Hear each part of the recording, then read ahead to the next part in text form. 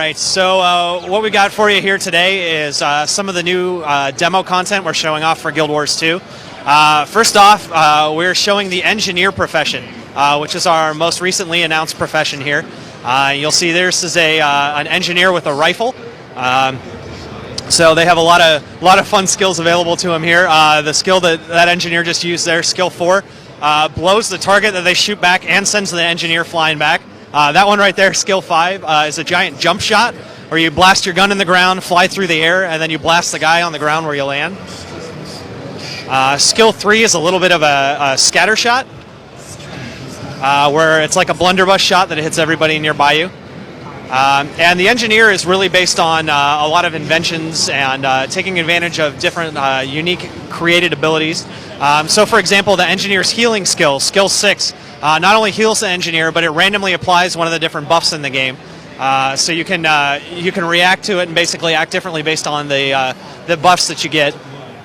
Skill 2 there on the engineer that you're seeing is a net shot. So when you shoot somebody with that, it actually it immobilizes them and holds them into place.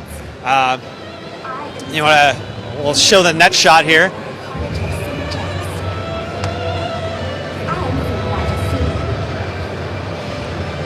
So you can use that in combo together to keep guys off of you while you're blasting them. And then you have some of the utility skills available to you here as an engineer. So skill 7 is a elixir.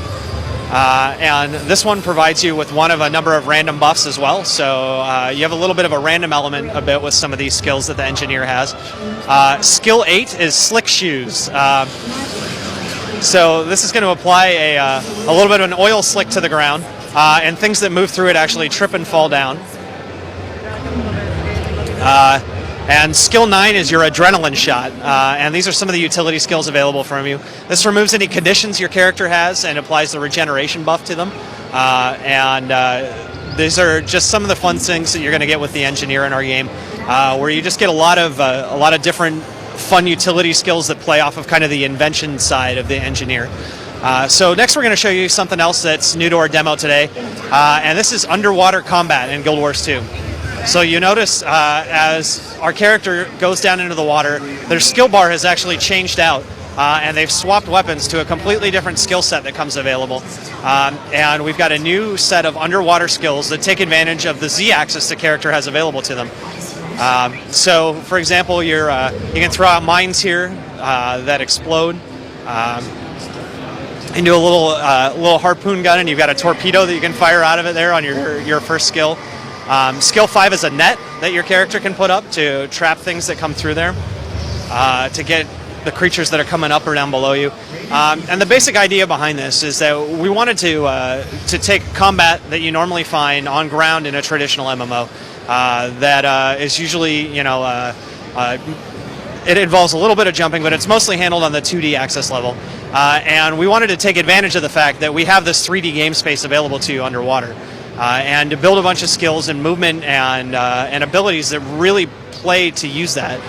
In a traditional MMO, when you're underwater, what you end up finding typically is that there's not a lot there to experience. Your underwater experience, as you go down, you have a breath meter. There's not a lot of content down there. And underwater is just kind of like an additional thing thrown into the game. And for us, we wanted this to be one of the key features of Guild Wars 2. So every single profession has new skills that come available to them when they're underwater that they can take advantage of that really use this whole 3D axis.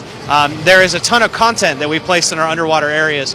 So for example, ahead of you here, there's a shrine to the god Malagan, which these little whale people down here called the Quaggan worship. And sometimes pirates will come and attack this shrine and try to kill all the Quaggan that are there. And this is a dynamic event that you can experience just like in the normal game world, but these also happen underwater. And in this one, you're going to have pirates that come down and attack and drive the Quaggan away. And if you protect them, you can get blessings from the little shrine to their god. So a big part of underwater is just having that sense of exploration and discovery. So as you're swimming around underwater in our game, there are a ton of little hidden areas that you can find and little caves and creatures hiding in them. And you can actually find and kick off dynamic events inside of these different areas when you get into them as well. So we want to just have a whole lot of different content that you can find as you're exploring through and going through the game world. So one other interesting thing about combat underwater is above ground, if you tap the movement skills one direction rapidly, you're going to dodge out of the way of stuff. Now underwater you can do the same thing, but you rapidly swim out of the way to dodge out of the way of attacks. So for example, you can see our character here is rapidly dodging to avoid the fish, and then has got it caught in the net, and has been blasting away at it from a distance here. So we can head back up on land here, and we'll show you off a little bit more about the different weapons that the engineer has available to it, and some of the different things that sets the engineer apart from some of the other professions. We just have to escape from this giant fish here. So one of the things that makes the engineer unique is some of their utility skills they can equip are kits that change out the initial skills on their skill bar. So for example, we can get out we'll get out a bomb satchel, and when you equip the bomb satchel, you'll notice that the first 5 skills on your skill bar have changed now. And the character is holding a bomb satchel, and you can throw fire bombs and concussion bombs, and this is basically a whole new format of skills that comes available to this player. And they have a whole bunch of different kits like this that they can use. So the bombs are more about positioning, and they're very up-close attacks that you use next to you. There are other kits that come available as well that are used for different locations and different situations. And as you can see here, our character is showing that you can actually hot swap out of these kits in combat and jump back over to your rifle, and now suddenly you're right back into using your rifle skills again to change up the way that you're fighting. So we're going to show you a couple more kits here. As soon as we're out of combat, we'll show a couple more kits. Oh, we've bled to death. So this is one of the unique mechanics about Guild Wars 2. When your character dies, you get a last chance to kill other creatures nearby and to bring yourself back to life. So this is, our char here has nothing nearby that they can kill, so unfortunately they're not going to have the ability to do that. So they're going to go to a nearby waypoint and rally. But when you're in that down state, if you manage to kill any creatures, you actually pop back to life and you get a second chance to keep fighting. Also at this point, other characters can come up to you and they can kneel down and res you. And all the characters in the game are capable of resurrecting one another. The idea behind this is so that we build a little bit of a sense of community within our players, where everybody is capable of resing and saving one another if they get into trouble. So other players being nearby is actually a benefit to you. Whereas in a traditional MMO, you don't necessarily want to have other players nearby because they're actually kill stealing from you and stealing your loot and making it harder for you to do your quests. So not only can other characters resurrect one another, but also if one character attacks a creature and somebody comes up and helps them kill that creature, everybody gets loot for it, everybody gets experience for it. So when you're playing with other characters, it's actually a beneficial experience instead of an experience that, you know, you see another character like, oh god, this guy's going to ruin my quest and kill all the stuff that I need. So getting back to the engineer here, we talked about kits. This next kit that the engineer has switched over to is the flamethrower kit. This one's one of my personal favorites. You get a lot of skills where you can unleash a gout of flames in front of you. You can put down a wall of fire that burns everything that gets within it.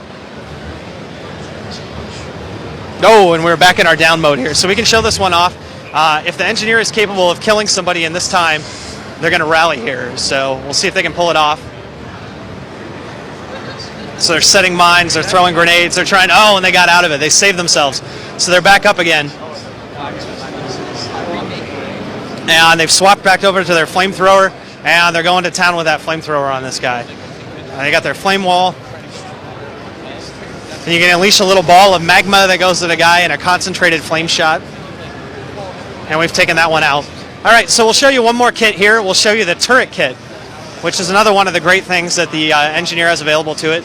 In this case, it's going to equip the rifle turret.